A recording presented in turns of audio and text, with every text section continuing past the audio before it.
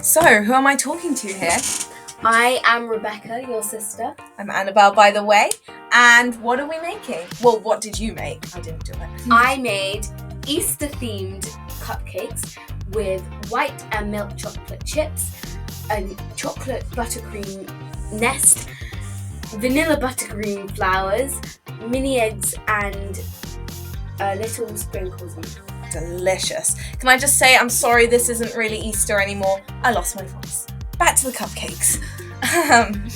Here I'm just slowly mixing in the chocolate chips by hand with a spatula, because otherwise using a hand mixer is great for the rest of it, but otherwise all the chocolate chips get ruined. Yes. So And now for the buttercream. Any tips you have for making buttercream? well, Specifically regarding the butter. I believe in whipping the butter for at least 4 to 5 minutes before 4 to 5 minutes, by the way, not 45. before adding in any of the icing sugar.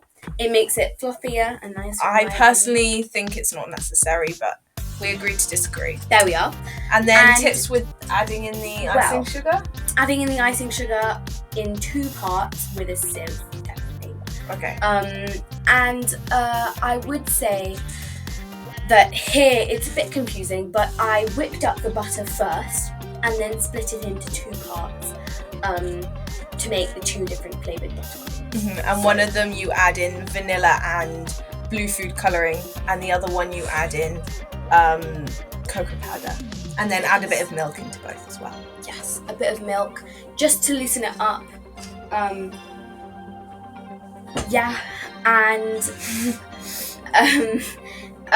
otherwise it can be really, really stiff and very hard to pipe, because I'm going to be piping my buttercream. You can spread it in some recipes, but this particular one. Yeah, if you want your nice little nest shape, forget about using shredded wheat. We love buttercream, but you need to pipe it.